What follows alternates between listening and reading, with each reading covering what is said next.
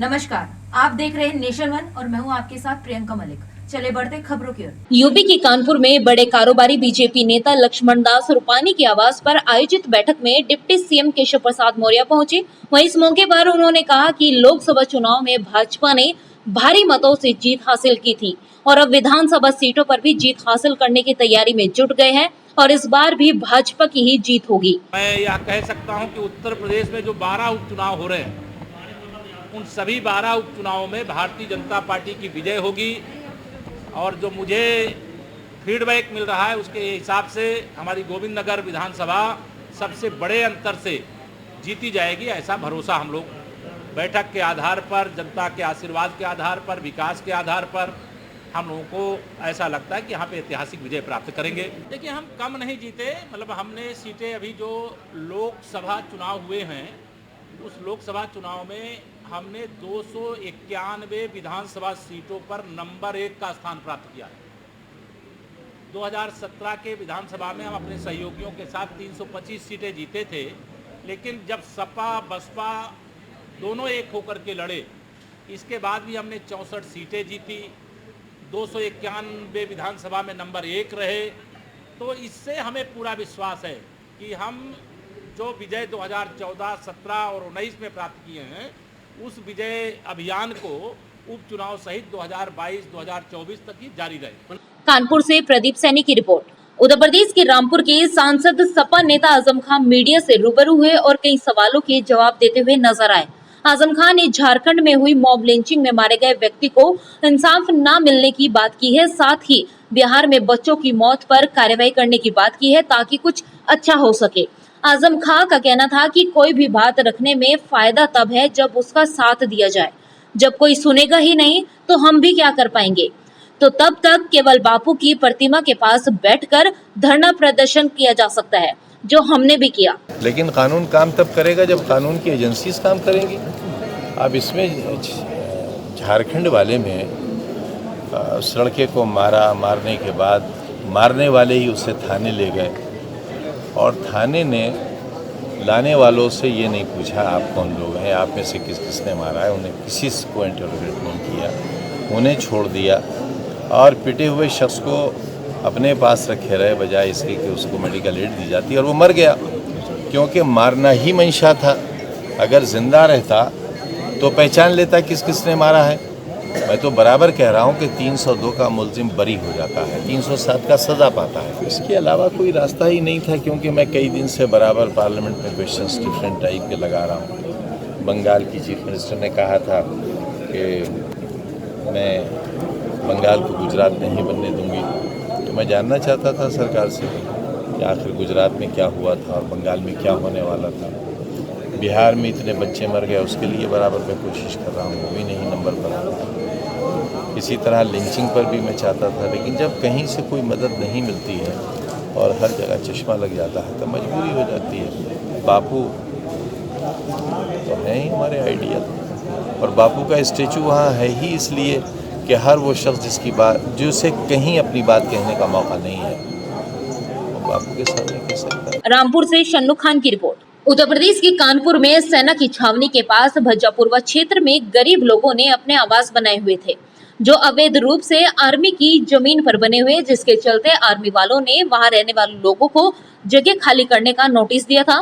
साथ ही नोटिस मिलने के बाद भी जब जगह खाली ना करने पर कुछ मकानों को आर्मी की ओर से तोड़ा गया, जिसके बाद स्थानीय लोगों में गुस्सा देखने को मिला। वहां रहने वाले लोगों ने डिप्टी सीएम आवास पर हंगामा किया और आवास की मांग की, जिस पर सीएम साहब ने उचित कार्रवाई करने की बात की है। जी, हम लोगों ने लगा दिया, जो 1000 2000 जितना भी लाख 2 लाख लगा, हम लोगों ने लगा दिया। हम लोग गरीब चौका बर्तन करने वाले, अब हम लोग कहाँ से बन लगाएंगे, कहाँ से? हम लोग गरीबी कहते थे प्रधानमंत्री की हम गरीबी हटाएंगे, अब गरीबों को हटा रहे, अब बड़े बड़े लोगों की कुछ नहीं हटा रहे हैं। जो आगे अमनोत्रा का बंगला था और ये बंगले हटे, ये कहाँ जाएंगे? हम गरीबी की बस्ती कहाँ जा टूट के हम लोग कहाँ जाएंगे? हम लोग गोलाघाट नहीं बस्ती, गोलाघाट नहीं बस्ती। हम यहाँ हम साहब से मिलने आए हैं कि हमारी जो प्रार्थना है वो सुनी जाए। कौन सा हमारा? देखिए, हम शांतिपूर्वक से प्रदर्शन नहीं कर रहे हैं, हम अपनी बात जो है डिप्टी सीएम जी को पहुंचाना चाहते हैं और हम ये चाहते हैं कि हमारी छावनी की जनता बहुत ही प्रभावित है और यहाँ आर्मी के लोग और कैंटोनमेंट बोर्ड बहुत ही बर्ताव कर रहा है, ऐसा बर्ताव कर रहा है लोगों के साथ, बहुत ही ज़्यादा मतलब जो नहीं कहा जा सकता वो समस्या आज हम लोग के बीच में। हमारे छोटे छोटे बच्चे हैं, हमारे परिवार है, हमारी माँ बहनें सड़कों पे चल रही हैं, आ रही जा रही हैं, उसका कोई अभी तक हम लोगों को आश्वासन देने वाला सामने नहीं आ रहा है। हम लोग की सबसे बड़ी समस्या है जो छावनी परिषद अपनी कार्रवाई कर रहा है, ठीक है, कार्रवाई जायज़ जो हो वो की जाए, किसी से ना कोई विरोध करेंगे, ना किसी प्रकार का दंगा करेंगे। हम शांतिपूर्वक से हम अपने घरों में खाना नहीं बनाएंगे, हमारे बच्चे भूखे मर जाएंगे, हम भूखे मर जाएंगे। इसके अलावा अगर हमारी सरकार ने बात नहीं मानी तो हम लोग एक यही मुद्दा अपनाएंगे कि हम भूखे मर जाएंगे, लेकिन हम यहाँ से आज जीते जी नहीं जाएंगे अपने घर द्वार छोड़ करके। जानकारी में आया है हम लोग वैसे भी गरीबों के लिए ये समर्पित सरकार, चाहे हमारी केंद्र की सरकार हो चाहे प्रदेश की सरकार हो, गरीबों को समर्पित सरकार है। चूँकि कई मामले ऐसे हैं जो सेना से संबंधित होते हैं, उस पर भी जो भी आवश्यक वार्ता होगी हम लोग करेंगे और जो भी विकल्प अच्छा से अच्छा निकाला जा सकता है निकालेंगे। कोई पलायन नहीं करेगा, सबको पूरी सुरक्षा दी जाएगी। कानपुर से प्रदीप सैनी की रिपोर्ट। यह वक्त हो चले एक छोटे से ब्रेक का। आप बने रहिए नेशन वन के साथ। इस कार्यक्रम के प्रायोजक हैं सुमेरु इंफ्रास्ट्रक्चर्स। ब्रेक के बाद एक बार फिर स्वागत है। चलिए बढ़ते अगली खबर की ओर। सोनभद्र में आज प्रदेश के स्वास्थ्य मंत्री सिद्धार्थनाथ सिंह ने दौरा किया। उन्होंने जिला अस्पताल का निरीक्षण किया। जिला अस्पताल के निरीक्षण के बाद डाला क्षेत्र स्थित निजी सीमेंट कंपनी के गेस्ट हाउस में रवाना हो गए, जहां उनके अधिकारियों के साथ बैठक होनी थी। इस दौरान सीएमओ, सीएमएस और जिलाधिकारी मौजूद रहे। पत्रकारों से बातचीत के दौरान उन्होंने कहा कि 200 बेड का महिला अस्पताल जल्द ही शुरू हो जाएगा और कुछ नई एम्बुलेंस भी जिला अस्पताल में आ जाएगी। सोनभद्र के लोगों को आने वाले समय में वाराणसी बीएचयू नहीं जाना पड़ेगा। सोनभद्र से मनोज सिंह राणा की रिपोर्ट। बंगाल में लोकसभा चुनाव के नतीजे घोषित होने के बाद से ही राजनीतिक हिंसा का दौर खत्म होने का नाम नहीं ले रहा है। तृणमूल कांग्रेस कार्यकर्ताओं की मुश्किलें उस वक्त बढ़ी जब बंगाल की मुख्यमंत्री ममता बनर्जी ने अपने ही पार्टी के लोगों के खिलाफ मोर्चा खोल दिया। आगामी विधानसभा और निकाय चुनाव से पहले जनता का खोया हुआ विश्वास हासिल करने और अपनी गिरी हुई साख उभारने में जुटी ममता बनर्जी ने एक कड़ा निर्देश जारी करते हुए तृणमूल नेता, मंत्रियों, कार्यकर्ताओं के खिलाफ कटमनी वापसी का फरमान जारी किया था। ममता बनर्जी के फरमान के बाद कटमनी की चिंगारी शोला बनकर तृणमूल समर्थकों पर गिर रही है। ताजा मामला आरामबाग महकमा से है। यहाँ कटमनी के आरोपी तृणमूल पार्षद के भाई के घर और दुकान को आक्रोशित जनता ने अपना निशाना बनाकर तोड़फोड़ करके तहस नहस कर दिया। मौके पर पहुंची पुलिस ने आक्रोशित जनता पर काबू पाने की कोशिश की। हुगली से जय चौधरी की रिपोर्ट। उत्तर प्रदेश की शामली में पुलिस ने चेकिंग के दौरान हरियाणा से तस्करी कर बिहार ले जा रही 50 लाख रुपए की करीब 7,000 लीटर इंग्लिश शराब को बरामद किया है।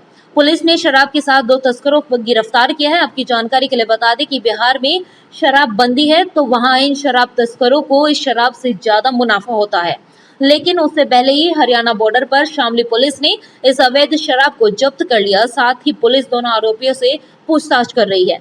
ये हमारा शामली जनपद में थाना झिंझाना का बिडौली चौकी है। वहाँ पे आज करीब 12:30 बजे के आसपास हमारी टीम चेकिंग कर रही थी। उसी दौरान हरियाणा की तरफ से एक 10 टायरा ट्रक आता हुआ दिखाई दिया। उस ट्रक को रोक करके उसकी चेकिंग की गई तो उसमें से 2 अभियुक्तों को हिरासत में लिया गया और उस ट्रक में 10 टायरा ट्रक में तकरीबन 7,000 लीटर अवैध अंग्रेजी शराब बरामद की गई है। दोनों अभियुक्त, जिसमें एक का नाम अरुण सिंह है, वो रुद्रपुर उत्तराखंड का रहने वाला है, जबकि दूसरा अभियुक्त जोगिंदर ये करनाल का ही रहने वाला पाया गया है। ये पूरे शराब की तस्करी करते हैं।